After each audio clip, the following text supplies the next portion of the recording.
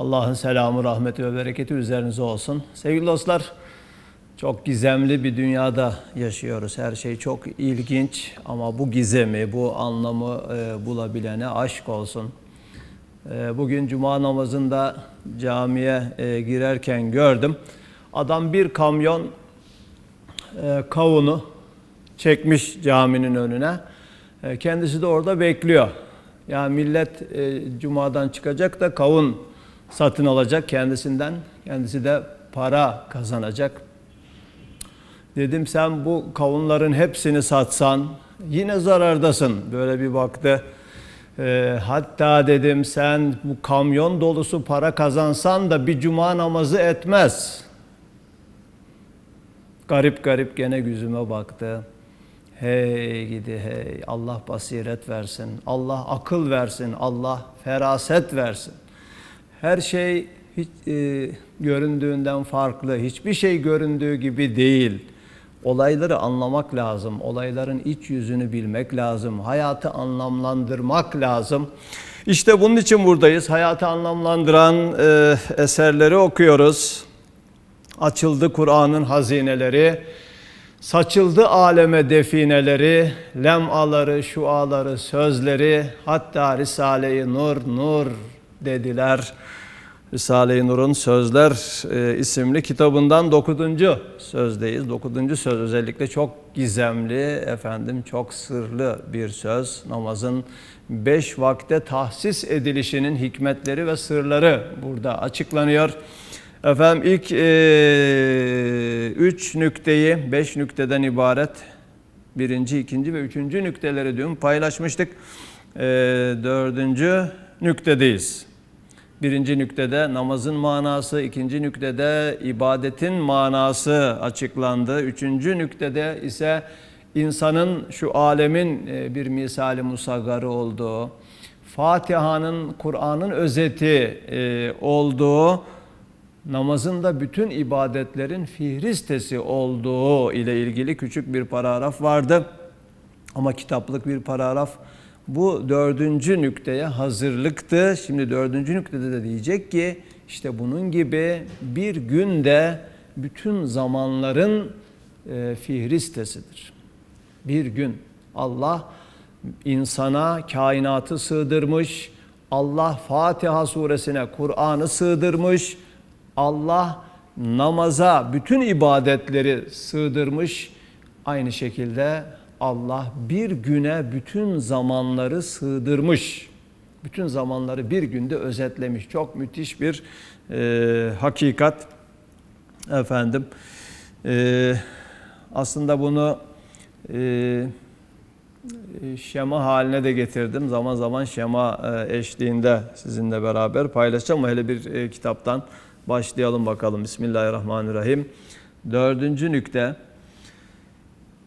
Nasıl ki haftalık bir saatin saniye ve dakika ve saat ve günlerini sayan milleri birbirine bakarlar. Birbirinin misalidirler ve birbirinin hükmünü alırlar. Haftalık saate biz yabancıyız. Bilmiyorum hiçbir zaman kullanıldı mı bu? Günlük saat kullanıyoruz. Değil mi? Günlük, hatta yarım günlük. 1'den 12'ye kadar. Ondan sonra tekrar ikinci yarım. Onun için gece 1, gündüz 1, gece 3, gündüz 3, değil mi? Sabah 7, akşam 7 gibi tabirler kullanıyoruz. Bizim kullandığımız saat 12 saatlik, yani yarım günlük bir saat. Tam günlük ve haftalık saatten söz ediyor burada.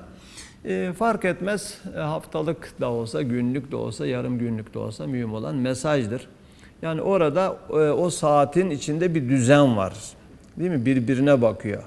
Yani saniye ibresi dönüyor, dakika ibresi dönüyor, saat ibresi dönüyor. Ne diyordu işte? Saniye ibresi, dakika ibresine yelkovan diyoruz, saat ibresine akrep diyoruz. Bir de işte günlük ibre, bir gün ibresi, bir de haftalık saat olduğuna göre ona göre düşünelim. efendim haftalık bir saatin saniye ve dakika ve saat ve günlerini sayan milleri var. İbre dediği şey burada miller demiş. Bu miller birbirine bakarlar, birbirinin misalidirler ve birbirinin hükmünü alırlar. Evet, öyle de Cenab-ı Hakk'ın bir saat-ı kübrası olan şu alemi dünyanın saniyesi hükmünde olan gece ve gündüz deveranı ve dakikaları sayan seneler ve saatleri sayan tabakat-ı ömrü insan ve günleri sayan edvar-ı ömrü alem birbirine bakarlar, birbirinin misalidirler ve birbirinin hükmündedirler ve birbirini hatırlatırlar. Evet, saat-i kübra demek ki Allah'ın saat deyince zaman akla geliyor. Büyük saati yani zaman saati. Bu zaman saatinin milleri de günleri yani haftalık bir saatin günleri birbirine bakarlar dedi ya, haftalık dedi. Yani bir haftada ne var? 7 gün var. 7 gün. Dolayısıyla bu 7 gün gibi zaman saatinde de böyle dönemler var. Mesela gece gündüz saniye sayan miller gibi. Gece ve gündüz bak. Şimdi akşam oluyor, gece olacak, gündüz. Değil mi? Gece ve gündüz mili saniye mili gibi. Evet. Gece ve gündüz devranı dünyanın şu alemi dünyanın saniyesi hükmünde. Sonra dakikaları sayan seneler. Seneler dakikaları sayıyor. Saatleri sayan tabakatı ömrü insan. İnsan ömrü de saatleri sayıyor. Ve günleri sayan edvar-ı ömrü alem. Alemin ömrünün devirleri ise günleri sayıyor. Şimdi aklıma geldi alemin devirlerini sayan günler. Yani biz yerleri ve gökleri işte 6 günde yarattık hakikati var ya, 6 gün. 6 gün dolayısıyla 6 devir anlamında bu anlaşılıyor çoğu müfessirler tarafından. 6 aşama. Yani dünyanın ömrü de zaten o kadardır. 6 devir. 6. devir bitince kıyamet kopacak. 6 günde yarattık. 6 gün yaşayacağına alamettir diyor bir yerde. Biz son günün de son zamanlarındayız. Son zamanlarındayız. Evet, şimdi bu en küçük daire neydi? Gece ve gündüz saniyeleri sayan bir gün. İşte bu bir gün bütün zamanların özetidir. Bütün zamanların özetidir. Bir gün. Şimdi bir günün analizini yapacağız önce. Ki 5 vakit namaz, geceyi de kattı demiştim dün. Gece namazı farz olmadığı halde gece vakti. Evet, gece vakti 6. vakit oluyor 5 vakitten sonra. Bu gece vakti nelere işaret bunlar? Yani birbirine bakarlar dedi ya. Nasıl bakıyorlar birbirine? Yani nasıl bakıyorlar? Şimdi biz de bakalım. Bunu önce bir şemada görelim arkadaşlar. Şemada şematize etmeye çalıştık. Bir günün vakitleri nasıl diğer zamanlara bakıyorlar. Yani bu çok önemli bir tespit. Evet, güzel oldu şimdi. Bir durdurun burada. Şimdi bakın burada bir günün zamanları hepsini ayrı renklere boyadık. Efendim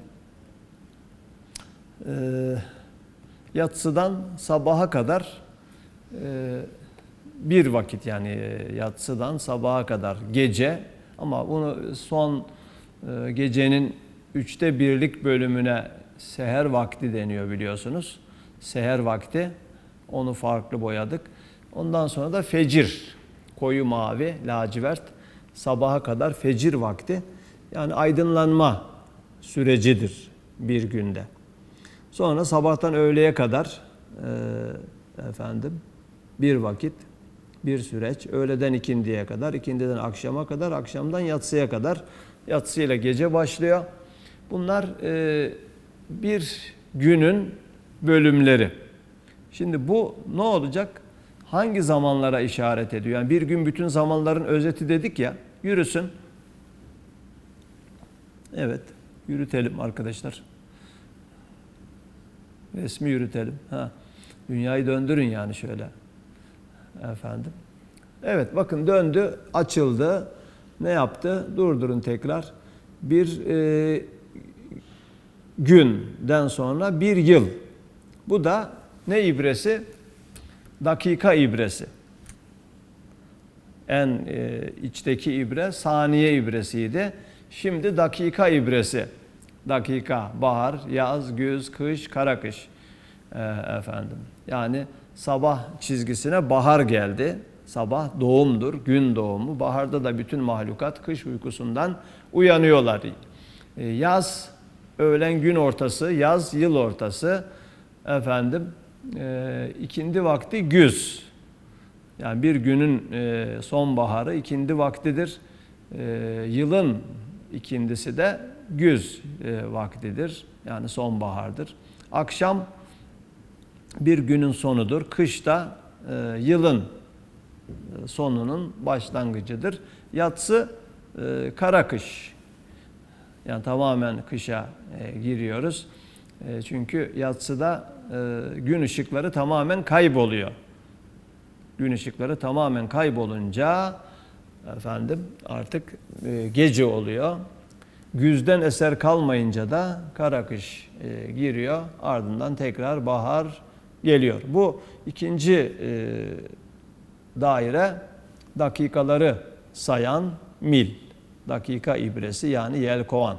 Şimdi akrep geliyor. Devam edelim.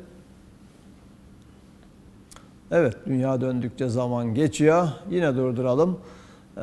Gördüğünüz dakikadan sonra saatleri sayan ibrede bir insan ömrü var. Bir insan ömrünün bölümleri var. Sabah çizgisine ne geldi? Sabah, bahar çizgisine doğum. İnsan da doğuyor. İnsan da doğuyor.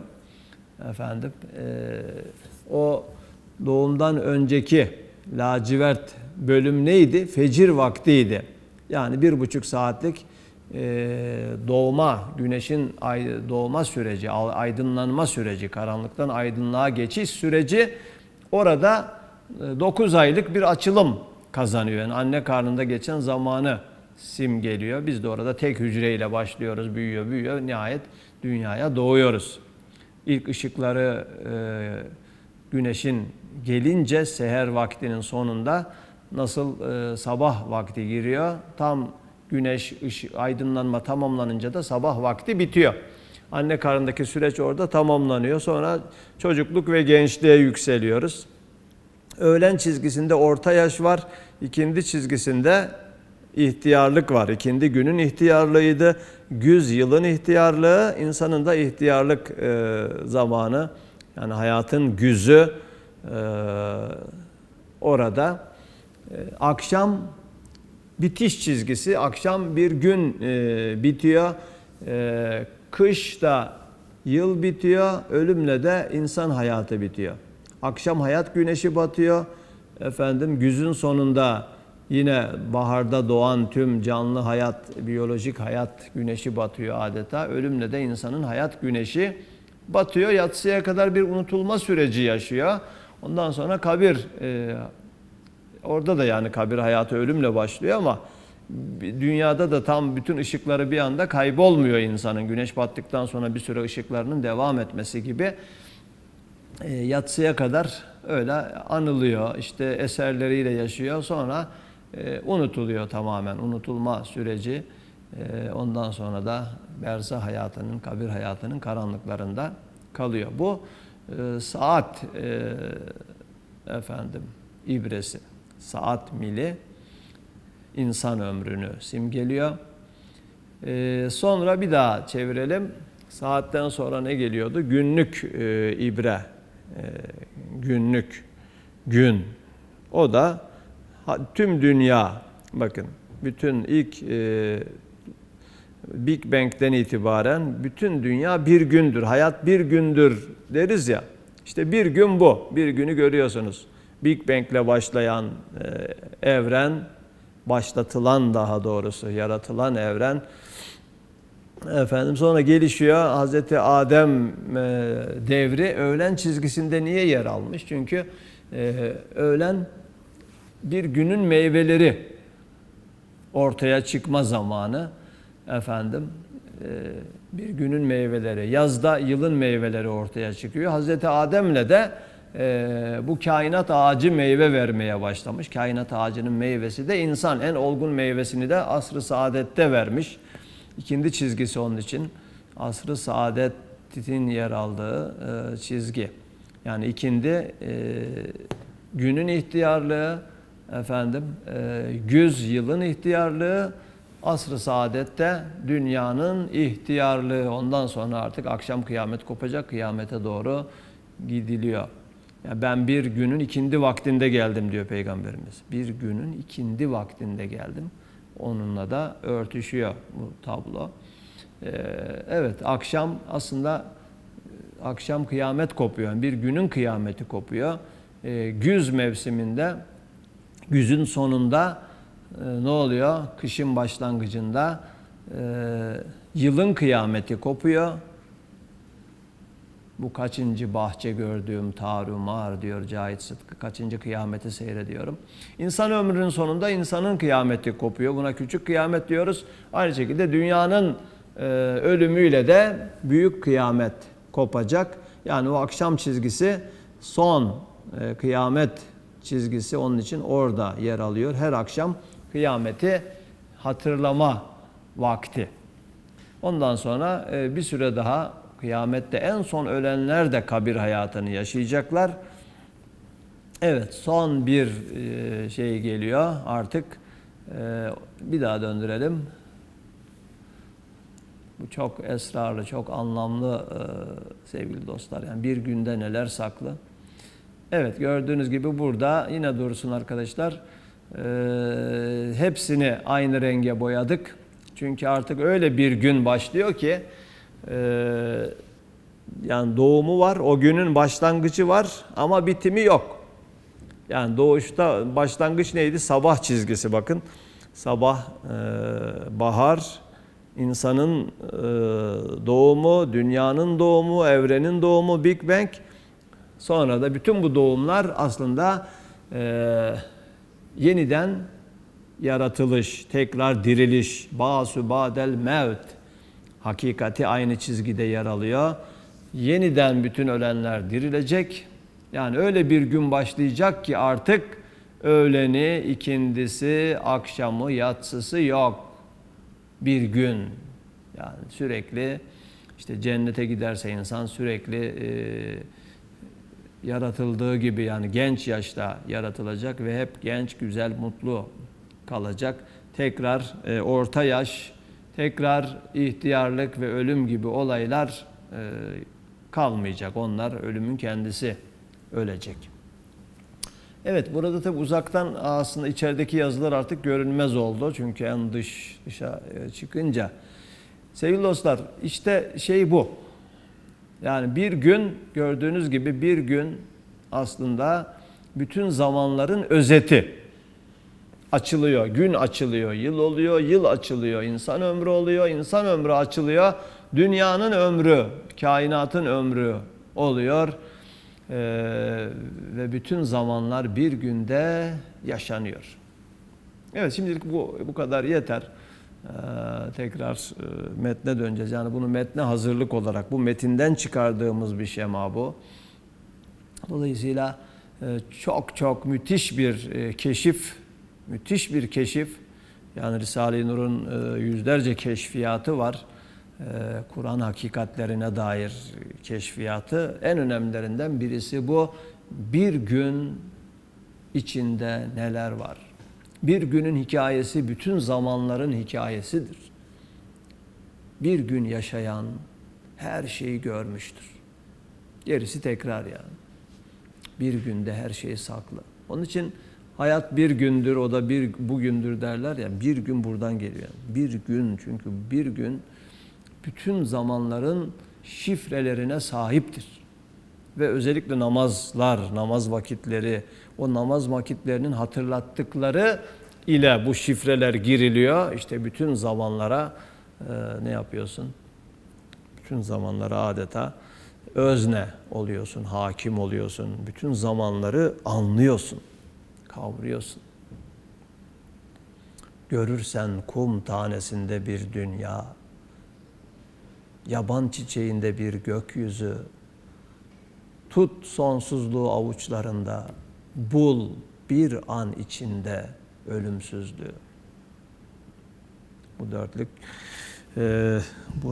bu manayı biraz yansıttığı için hatırıma geldi. Şimdi bakalım buradan fecir zamanı. Fecir. Tuluğa kadar, yani güneşin doğmasına kadar, değil mi? Gecenin son bölümü seherdi. Fecirle gün başlıyor, gün doğumu, günün ilk ışıkları.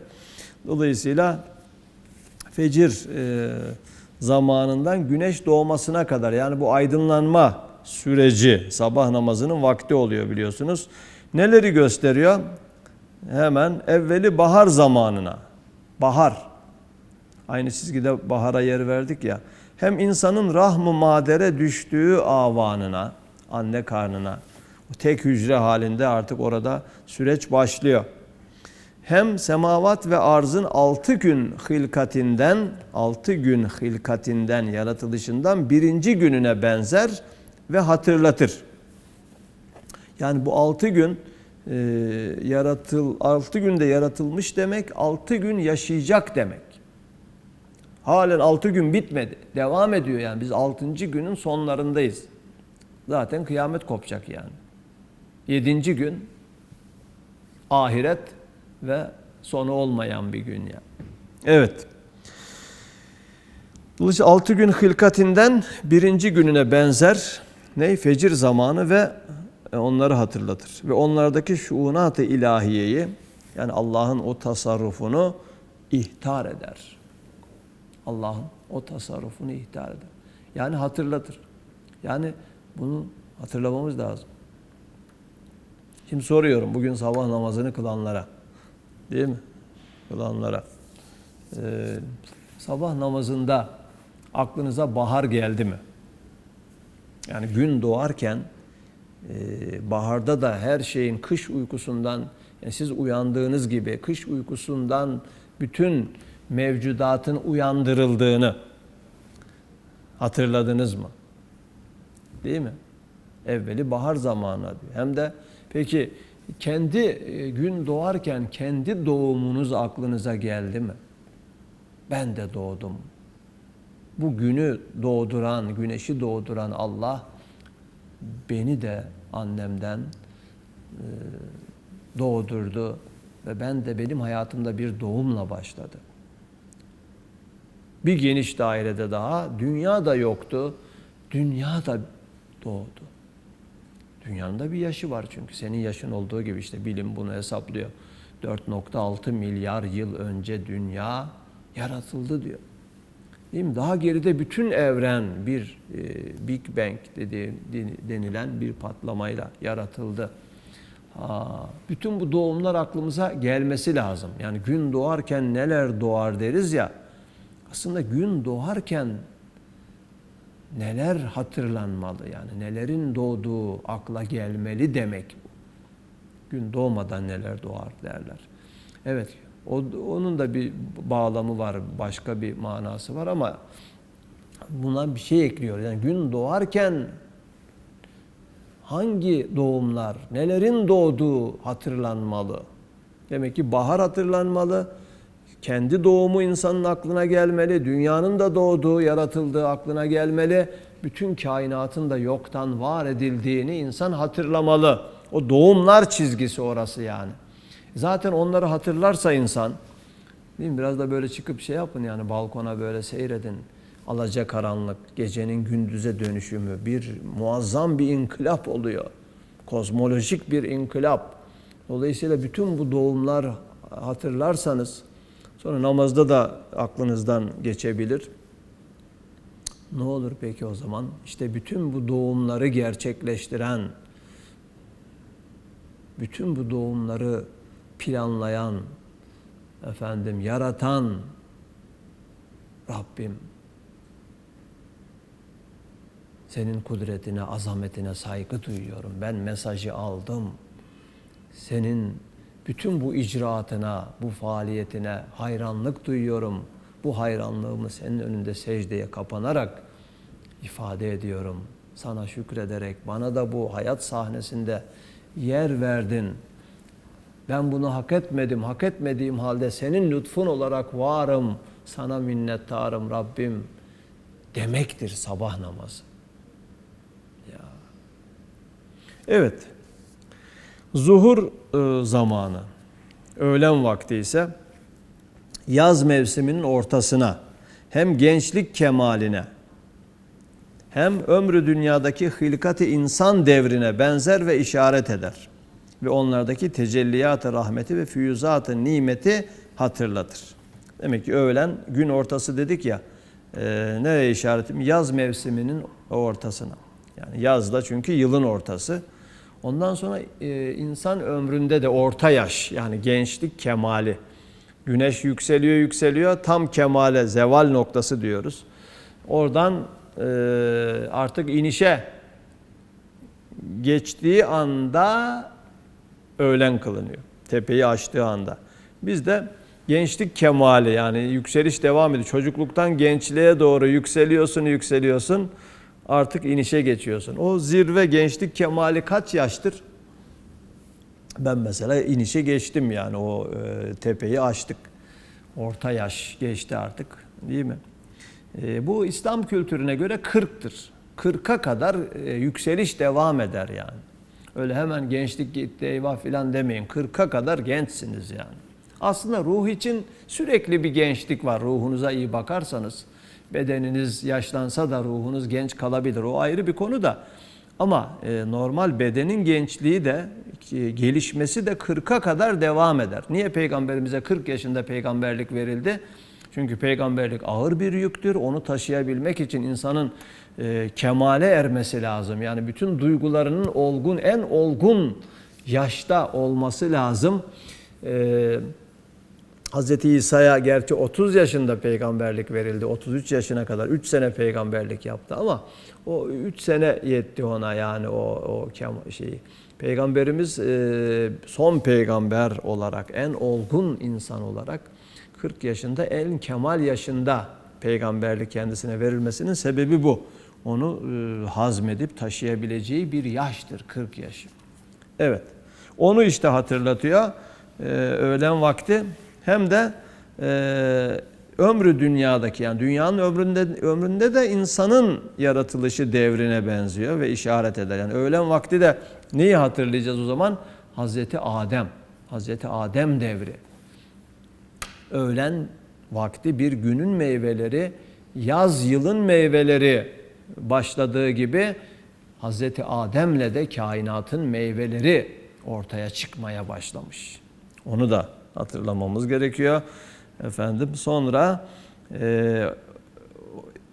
ve onlardaki tecelliyat-ı rahmeti, yani rahmetin tecellilerini ve füyüzat-ı nimeti hatırlatır. Neyi hatırlatır?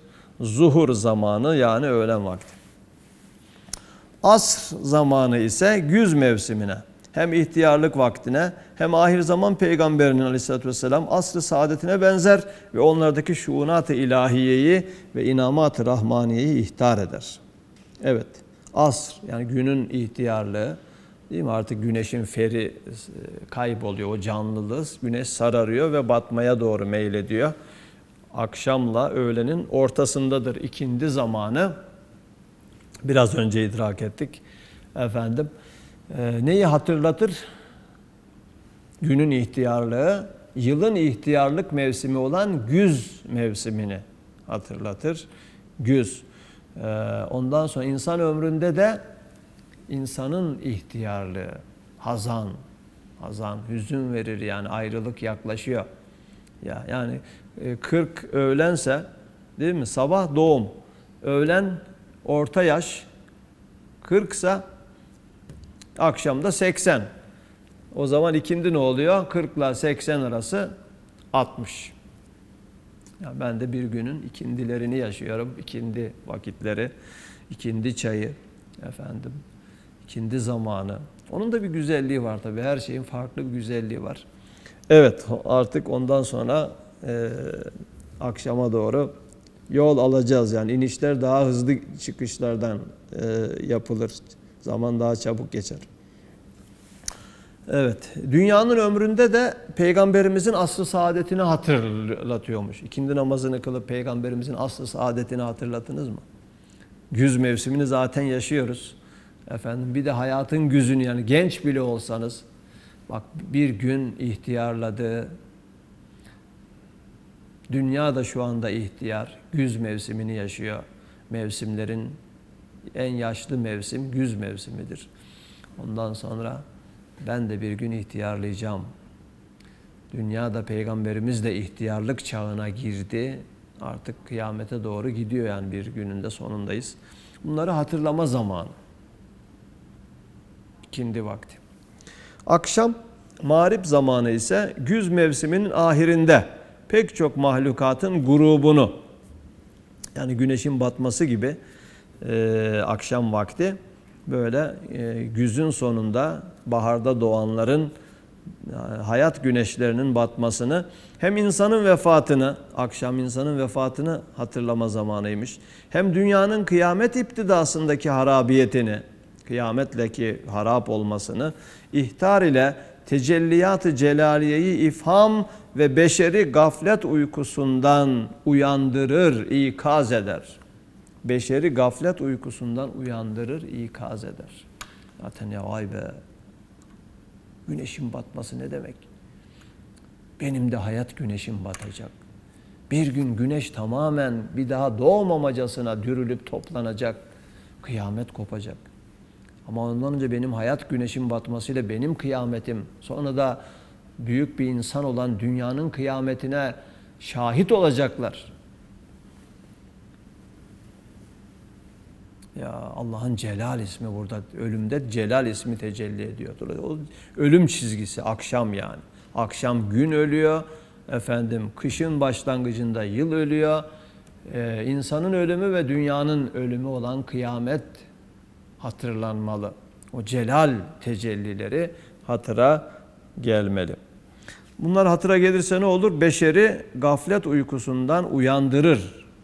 Uyandırır, ikaz eder. İşa vakti ise, yani yatsı zamanı, alemi zulümat, nehar aleminin bütün asarını siyah kefeniyle setretmesini, hem kışın beyaz kefeniyle ölmüş yerin yüzünü örtmesini, hem vefat etmiş insanın bakiye asarı dahi vefat edip nisyan perdesi altına girmesini, hem bu dar-ı imtihan olan dünyanın bütün kapanmasını ihtar ile Kahhar Zülcelal'in celalli tasarrufatını ilan eder.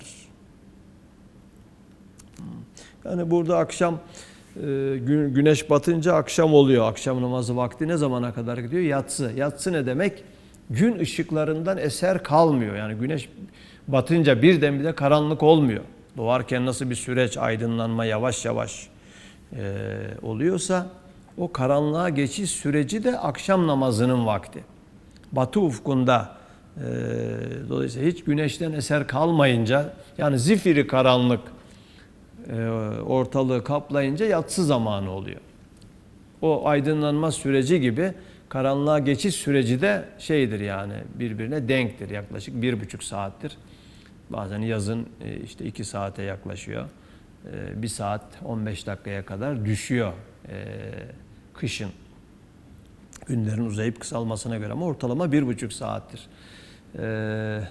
Aydınlanma süreci sabah namazının vakti, karanlığa geçiş süreci de akşam namazının vaktidir. Karanlık tamamen hakim olunca yatsı girmiş olur ve o da demek ki insan ölse de, yani akşamla ölüyor, ölümünü hatırlayacak. Ama bir süre daha ne olacak? İnsan eserleriyle yaşıyor ya. Dolayısıyla nisyan perdesi kapanıncaya kadar, çekilinceye kadar o süreç işte unutulma süreci olarak yaşanıyor. Ama bir gün kalıyor ki hiç hatırlanmıyor. Şu anda mesela dedemi ben hatırlıyorum, ninemi de hatırlıyorum. Ama dedemin babasını bilmem yani. Değil mi? Benim çocuklarım da benim dedemi, ninemi bilmeyecekler. Onlar için o unutulma sürecine girdi onlar yani. O gecenin içine girdiler. Şimdi bir de gece vakti var. Gece vakti ise hem kışı, hem kabri, hem alemi berzahı ifham ile ruhu beşer rahmeti rahmana ne derece muhtaç olduğunu insana hatırlatır. Ve gecede teheccüd ise kabir gecesinde ve berzah karanlığında ne kadar lüzumlu bir ışık olduğunu bildirir, ikaz eder. Ve bütün bu inkılabat içinde Cenab-ı Mün'im-i Hakiki'nin nihayetsiz nimetlerini ihtar ile ne derece hamd ve senaya müstehak olduğunu ilan eder. Muazzam, çok muazzam bir şey. Yani gece, bazen gece hani uyanıyorsunuz, işte lavabo ihtiyacı oluyor veya başka bir sebeple, değil mi? Uyanıyorsunuz veya kasten saati kurup zille uyanıyorsunuz gece. Neyi hatırlayacaksınız? Gece, kışı, değil mi? Kış. Ondan sonra kabri, kabir kışını. Gece yalnızdır. Herkes kendi dünyasındadır. Herkesle bağı kopmuştur yani. Herkes artık ruhlar alemine girmiştir. Dünyayla bağlantısını koparmıştır. Biz de ne yapıyoruz? Kabirde öyle olacağız ya. Bir gün herkesle bağlantım kesilecek. Orada yalnız, değil mi? Kabrin kışında, soğuğunda efendim yalnız kalacağım. Amellerimle baş başa kalacağım. İşte onu hatırlama zamanı. Teheccüdse o kabrin karanlığına ışık yakmak, ışık hazırlama zamanı. Nur. Namaz bütünüyle nurdur ama özellikle gece namazı olan teheccüd kabrin ışığı, kabrin nuru. Hani kabrin nur dolsun, ışıkla dolsun diyoruz ya. İşte teheccüdle olacak bu yani. Hazırlayacaksın ışığı ki orada ışık bulacaksın. Bazen öyle uyandığım halde yataktan çıkmak zor geliyor. Tabii kolay değil. Nefis yani devam et diyor. Uyku tatlı filan. Düşünüyorum işte buradaki manaları. Ya bir gün böyle yalnız kalacaksın kabrinde. Değil mi? Sana ışık lazım olacak. Ey nefsim kalk. Kalk ışık hazırla. Kalk kendine ışık hazırla o gün için. En muhtaç olduğun o günde sana lazım olacak bir lamba yak kendin için. İşte o zaman nefis fazla direnemiyor. Evet. İkinci sabah ise artık gece de bitti. İkinci sabah bu şey gibi yani 5 vakit namaz gece ile 6 bu artık 7. gün dedim ya ikinci bir alem başlıyor. Sabahı haşri ihtar eder artık haşir sabahına uyanıyoruz. Sabahı haşri ihtar eder. Evet şu gecenin sabahı ve şu kışın baharı ne kadar makul ve lazım ve kati ise haşrin sabahı da berzahın baharı da o katiyettedir. Demek ki dirilişi hatırlıyoruz. Her sabah dirilişi hatırlama zamanı. Bak ölüme benzeyen uykudan kalktım. Rabbim beni ölümümden sonra diriltti. Dünyayı da kıyametle olan en son ölümünden sonra haşir sabahında diriltecektir. Ölümden sonra da beni diriltecektir. Zaten ölüme benzeyen uykudan kaldırdığı gibi uykuya benzeyen ölüme girdikten sonra da haşir sabahında kaldıracaktır. İsrafil'in ezanı olan suruyla yeni bir güne, yeni bir hayata uyanacağız diye her ikinci sabah bunu hatırlama zamanıdır. Evet, şu paragrafta hızlı okuyup bitiriyorum. Demek bu 5 vaktin her biri bir mühim inkılap başında olduğu ve büyük inkılapları ihtar ettiği gibi Kudret-i Samedaniye'nin tasarrufat-ı azime-i yevmiyesinin işaretiyle hem senevi hem asri hem dehri kudretin mucizatını ve rahmetin hedayasını, hediyelerini hatırlatır. Demek asıl vazife-i fıtrat ve esası ubudiyet ve kati borç olan farz namaz şu vakitlerde layıktır ve enseptir. Yani farz namazın en münasip vakitleri, en layık vakitleri bu vakitlerdir. Bu kozmolojik inkılapların yaşandığı vakitler. Sevgili dostlar, 5. nüktede bunlar biraz daha açılıyor. O artık onu açmaya gerek yok. En uzun nükte bu. Yani şu ana kadar 4 nüktenin toplamından daha uzun 5. nükte. Çok sırlı böyle. Biraz daha orada tefekkür yoğunlaşıyor. Çok yoğun bir tefekkür var. Onu artık hiç fazla açıklama yapmadan okuyup geçeceğim. Bir sonraki programda bu 4. nüktenin de şerhi ve tefsiri niteliğinde olacak.